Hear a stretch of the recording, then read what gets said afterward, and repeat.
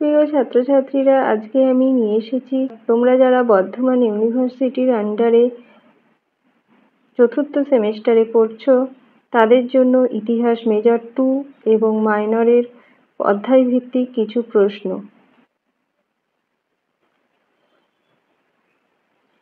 প্রথম অধ্যায় দিল্লি সুলতানির প্রতিষ্ঠা। এই অধ্যায়ের প্রথম প্রশ্ন, ইলতুৎমিশকে কেন দিল্লি সুলতানির প্রকৃত প্রতিষ্ঠাতা বলা হয়? এটি 10 নম্বরের জন্য তোমরা প্রস্তুত করবে। পরের প্রশ্ন, কুতুবউদ্দিন আইবকের কৃতিত্ব আলোচনা করো। এটিও 10 নম্বরের জন্য তোমরা পড়বে। সুলতান রাজিয়ার কৃতিত্ব আলোচনা করো। এটি তোমরা 10 এবং 5 নম্বরের জন্য প্রস্তুত করবে। দ্বিতীয় অধ্যায় খলজি শাসনকাল। দ্বিতীয় অধ্যায়ের প্রথম প্রশ্ন, একজন শ্রেষ্ঠ প্রশাসক ও সংস্কারক হিসেবে আলাউদ্দিনের কৃতিত্ব আলোচনা করো। এটি 10 নম্বরের জন্য তোমরা প্রস্তুত করবে।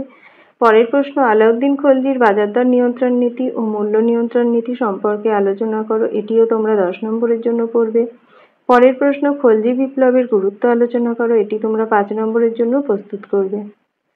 তৃতীয় অধ্যায় তুগলক যুগ। এই অধ্যায় থেকে তোমরা পড়বে মুহাম্মদ বিন তুগলক কি বৈপরীত্যের সংমিশ্রণ ছিলেন? এটি 10 নম্বরের জন্য প্রস্তুত করবে।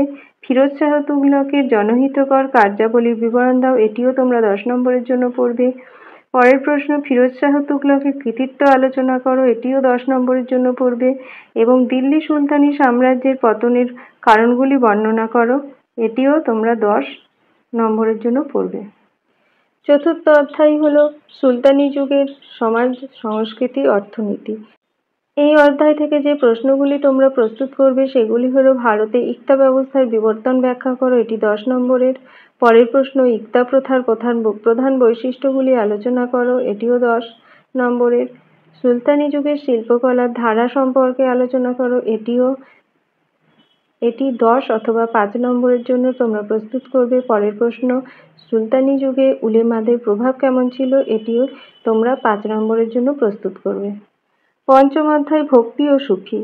এই অধ্যায় থেকে তোমরা পড়বে ভক্তি আন্দোলন বিষয়ে একটি সংক্ষিপ্ত প্রবন্ধ লেখো। এটি 10 নম্বরের। ভক্তিবাদের প্রচারক হিসাবে শ্রী চৈতন্যদেবের ভূমিকা আলোচনা করো। এটি 5 অথবা 10-এ। ভক্তিবাদের প্রচারক হিসেবে কবিরের ভূমিকা নির্ণয় করো। এটি 5 নম্বরের প্রশ্ন।